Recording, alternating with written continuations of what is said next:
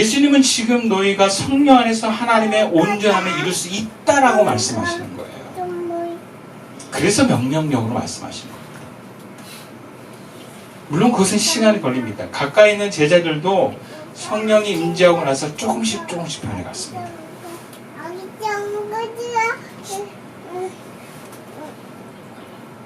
물론 그 과정에 막 그 성장과 변화가 눈에 쭉쭉쭉 보이면 좋겠지만 그렇게 변화가 보이지 않을 수도 있어요. 어쩌면 나도 모르게 더 나빠질 수도 있습니다. 왜냐하면 우리가 하나님 앞에 변화를 향해서 움직이려고 할 때 그것을 못하게 하는 반대되는 에고의 힘이 있어요. 네. 여러분 우리가 아침에 일어날 때 그런 거 있지 않아요? 일어나야 돼 하면 일어나지 말아야 되는 힘이 작용을 해요. 그래서 아침에는요 그냥 일어나셔야 돼요. 일어나야지 하면 안 일어나셔요. 그러니까 뭔가를 변화하고 하려고 하는 의지는요 내 안에서 그걸 못하게 하는 의지와 그 힘이 함께 움직인다는 걸 아셔야 돼요. 그래서 하나님의 명령은 우리에게 온전함으로 명하시지만 우리가 온전하려고 하는 것이 쉽지는 않습니다. 근데 우리에게 뭔가 요구하고 계시는 거예요. 그냥 저절로 된다가 아닙니다. 우리가 어떻게 그것에 응답하면서 온전함으로 나아갈까요? 오늘 본문에서 두 가지만 함께 살펴봅시다. 본문 42절 말씀입니다. 함께 읽어볼까요? 시작. 내가 구하는 자에게 주며 내게 꾸고자 하는 자에게 거절하지 말라. 우리가 하나님의 온전함에 다가가려면요, 첫 번째는 나에게 명하시는 성령의 감동에 응답하는 것입니다. 근데 그 감동이 힘들어도 응답하는 것입니다. 방해가 있어도 응답하는 것입니다. 예수님은 구원받은 하나님의 나라의 백성의 모습을 이야기하면서 너에게 달라는 사람이 있으면 주라는 거예요. 그러니까 달라는 사람이 나에게 있다라는 거예요. 그럼 반응하라는 거예요. 그리고 내가 꾸고자 하는 사람이 있으면 물리치지 말라라는 거예요. 이것은 하나님의 감동을 말합니다. 그렇다면 내 삶에 나에게 달라는 사람이 있다는 얘기고 나에게 꾸려는 사람이 있다는 것입니다. 이것을 거절하지 말라는 거예요. 그리고 앞에서 오른뺨을 치고는 왼뺨을 돌려대고 속옷을 가지려고 하는 자에게 겉옷까지 내어주는 것은 적극적인 자기 희생을 말합니다. 하나님의 감동에 응답할 때 네가 희생하는 것을 각오하라는 거예요. 꾸어주고 달라는 것 이상으로 그 사람의 필요에 적극적으로 내가 내어주는 것입니다. 여러분 이 힘이 어디서 나옵니까? 이 동기와 의무는 어디서 나옵니까? 성령의 감동에서 나옵니다. 성령이 감동하십니다. 우리는 밥 좀 사주세요. 닭곰탕 하나 사주세요 할 때 더 비싼 거 사주는 거예요. 감동이 오면.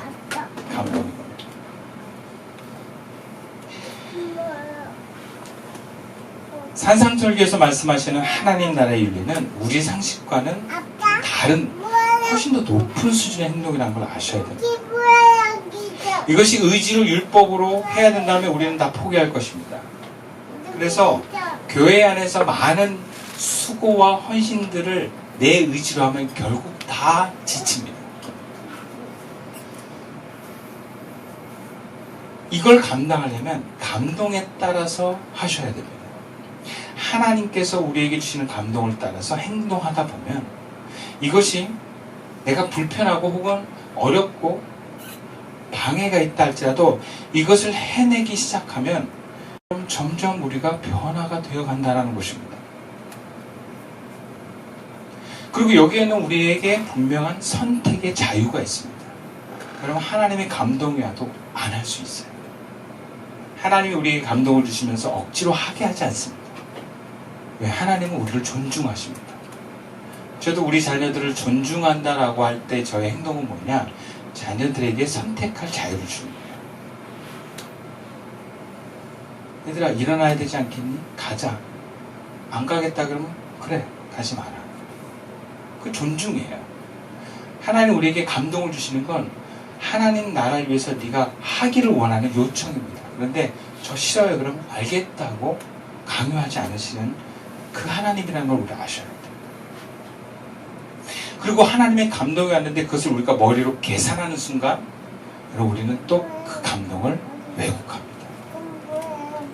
또 그 감동을 반한 것은 감정이 불편할 때 그 감동도 왜곡할 수 있어요. 그래서 계산과 감정을 넘어서서 순종해 나가는 것이 중요합니다. 하나님의 감동은 그런 불편과 방해가 되는 상황에서도 하나님 보면서 응답해 가는 거예요. 그러면서 나를 고쳐가는 겁니다. 그래서 은혜가 충만해질수록 하나님께 다가갈수록 우리가 뭘 확인할 수 있냐면 화가 덜 나기 시작해요. 네. 누가 나를 도발해도 화가 잘 안 나고 어떤 상황에서도 화가 잘 안 나는 사람으로 바뀌어가는 거예요. 그래서 여러분 은혜와 성령이 충만한 부부들은요 부부싸움을 잘 안 합니다. 네. 싸울 것 같아도 뭔가 잘 정리가 돼요. 왜냐면 감정이 격한 상태에서는 해결 안 됩니다. 서로가 감정이 다 가라앉고 제정신이 돌아와야 해결되는 거예요. 네. 여러분 하나님이 우리에게 감동이 올 때 여러분 쉽게 포기하지 마십시오. 감정 때문에 포기하지 마십시오. 여러분의 욕심 때문에 포기하지 마십시오. 또 계산함으로 포기하지 마십시오. 여러분 이 작은 감동을 우리가 감당하면서 적극적으로 그것을 구해내 나갈 때 여러분 우리의 삶은 천국이 되어갑니다. 예수님은 그런 의미에서 천국은 침노하는 것이라고 했습니다. 침노는 침략하는 것입니다. 적극적으로 창조해내는 것이 천국입니다. 그래서 천국 복음은 죽어서가 아니라 아주 현실적이고 구체적이라는 것을 기억하십시오. 예수님은 그렇게 병자들을 찾아다니셨습니다. 예수님은 거라세아 지역에 일부러 가셔서 귀신 들린, 군대 귀신 들린 자를 쫓아내 주었습니다. 병만 치료받기를 원하는 혈루병 여인에게는 다시 불러들여서 하나님의 구원을 선포하셨습니다.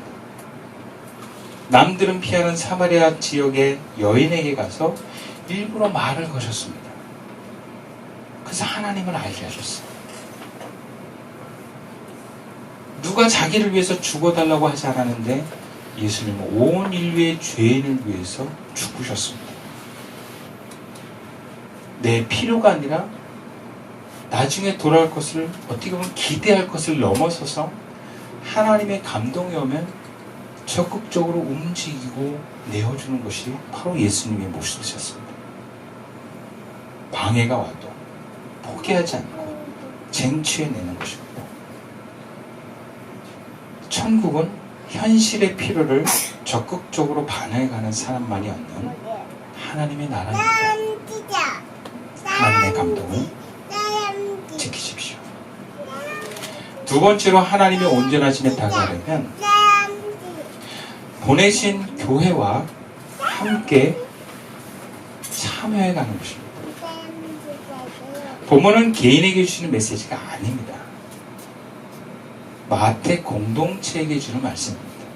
그럼 마태복음을 읽을 때는 함께 모여있는 마태 공동체원들이 그걸 다 같이 들었습니다. 공동체에 함께 예수님 말씀하신 교훈을 구현해 나갈 때 교회는 개인이 스스로 따로 행하는 것을 넘어서서 교회가 함께 그 목표와 방향을 가지고 함께 세워가는 것입니다.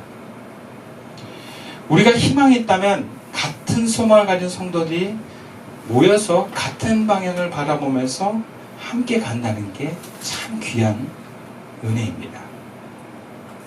나 혼자서는 분리된 나를 발견하기도 어렵고 온전함을 향해서 나아가기 어렵습니다. 그래서 예수님은 우리를 교회로 불러주셨습니다. 함께 세워가라고, 함께 만들어가라고. 두세 사람이 내 이름으로 모인 곳에 함께 예수님이 계신다고 하셨습니다. 그러한 방향에 함께 서 있는 성도들과 함께 있을 때 우리는 더 큰 예수님의 도움을 받으면서 나아갈 수 있습니다. 여러분, 기도도요, 혼자 할 때보다 함께 기도하면 더 풍성합니다. 이러한 방향에 함께 서 있는 성도들이 우리 교회에 있음을 여러분 감사합시다. 그래서 교회에 순종하고 교회가 제시하는 과정에 함께 참여해가는 것이 정말 중요합니다. 그래서 우리가 온전해 가는 것은 개인의 힘이 아니라 공동체 힘에 의해서 가능한 거예요. 우리 교회도 벌써 8년 차에 접어들었습니다. 많은 사람들이 거쳐갔어요. 물론 우리가 보기에 하나님이 우리 보시기에 우리는 온전하려면 한참 멀었어요. 그런데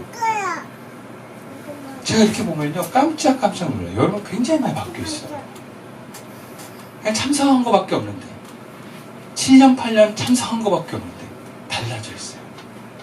변화되어 있어요. 여러분이 생각하는 것보다 훨씬 더 많이 변화되어 있어요. 자기는 잘 모르는데 변화를 옆에 있는 사람 안다. 여러분 스스로는 모를지 몰랐는데 여러분 정말 많이 성장하셨습니다. 저도 깜짝깜짝 놀라요. 우리가 한 건 뭐가 있어요? 포기하지 않고 참여한 거. 운동 아무리 못해도요, 일주일에 3번만 꾸역꾸역 가잖아요. 반지 들어요. 세상의 모든 몸치들도요, 3번만 가면 다 늡니다. 2번 가면 현상 유지, 1번 가면 안 늡니다. 우리 삶에 우리가 만족할 것들이 참 많아요. 그렇죠? 좋은 집에 살고, 아파트 막 방 4개 있는 집, 좋은 차를 사고, 뭔가 좋은 직장에서 돈을 많이 벌었고. 그래도 우리가 하나님의 온전하심에 이르지 못하면 우리 인생은 되게 안타까운 인생일 거예요.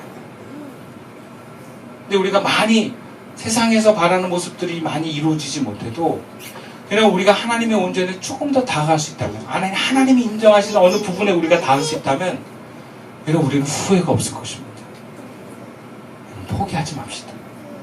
이게 어려운 것이 아닙니다. 하나님은 그 온전한 길로 우리를 인도하십니다. 그리고 이 교회를 세우셨습니다.